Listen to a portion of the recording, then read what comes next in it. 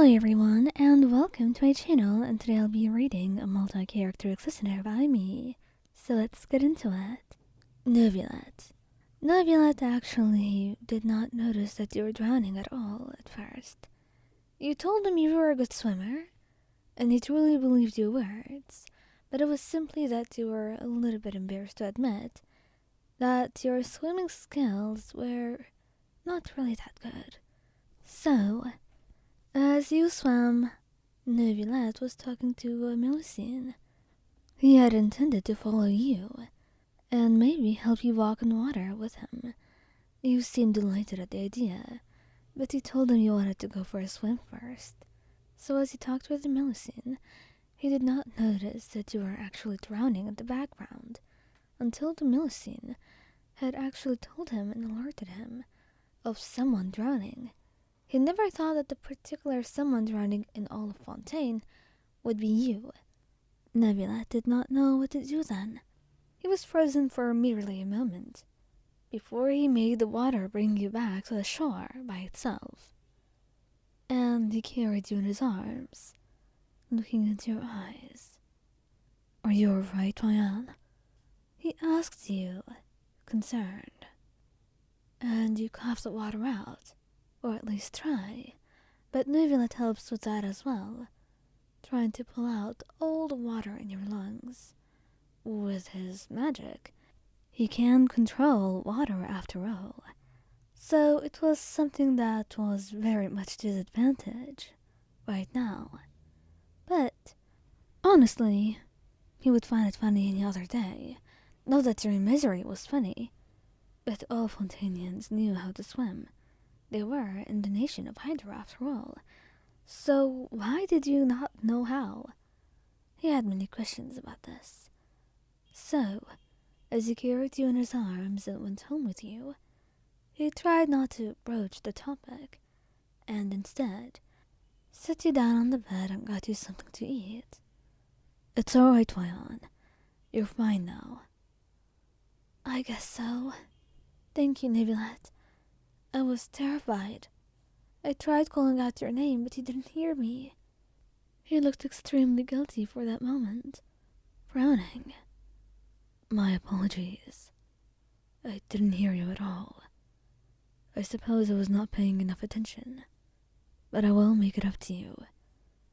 And I was planning on making you walk on water, but I suppose that will wait for another day." You nodded, holding his hand in your own. "It's alright, Neuvillette. I don't mind waiting. But really, don't blame yourself. I'm fine now, I promise. And it was only thanks to you.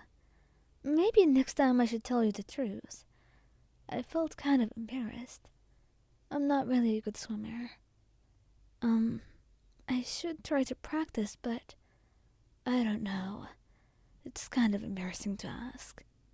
He shook his head, kissing your cheek gently. "No, it's not embarrassing at all. It is simply a bit surprising, to say the least, considering the fact that you are Fontainian. But it doesn't matter much. We still have time to learn, and I can teach you if you don't mind." You smiled shyly at that, nodding. "I would love for you to teach me."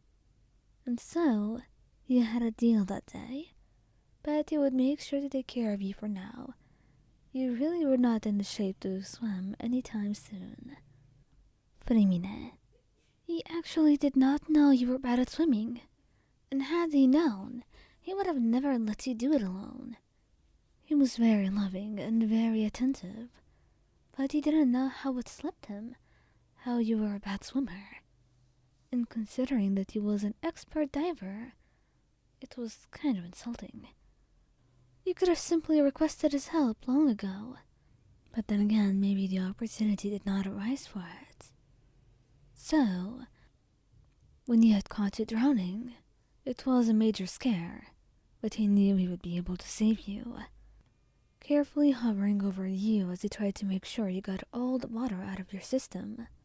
"You'll be alright, Ryan. I'm sure of it." He kept trying to reassure you, patting your back gently. and once you were done coughing, you felt a little bit dizzy, so you leaned against him, wrapping your arms around him tightly. Thank you, Freminet. I didn't know where I'd be without you. Well, that was not really a good thing to imagine, but he was not going to say that. Instead, he held you tightly, nodding and kissing your forehead. It's alright, Mayan. You don't need to thank me. But I wonder, why didn't you ask me to help in the first place? It's very strange that you didn't say anything about this. You blush, looking away. I was kind of embarrassed, so that's why I didn't ask, or tell you that I couldn't swim very well. I never actually expected to drown, and even then, I knew that you'd be here. It sounds a little bit stupid, but I guess I felt like I would not be in danger, just because you were nearby. He softened at that. His heart felt warm, and he smiled gently. Well, you're right about that. For as long as I'm near you, I'll make sure to keep you safe, he said, and your heart was melting at his words. You smiled, hugging him tightly, and soon he got up, carrying you in his arms. That's enough swimming for today, Mayan. At least, that's what I think. I'm sure you agree, though. You laughed softly, nodding. I think you're right. Anyway, can you just not mention this to anyone? Of course, I won't. But maybe we should actually practice swimming together then, later on. I'll make sure not to make it dangerous for you, but just enough so you could know the ins and outs of swimming. So nothing like this happens again. I suppose you're right, you respond, smiling. And once you're home, he does make sure to spoil you a little bit. Mainly because he knows you'd be tired from the experience that you went through, and he begins to think how he can teach you to swim. He remembers how he was taught at first, and he's sure he can do a good job for you. He just wants to make sure you'd be okay. That was all for him.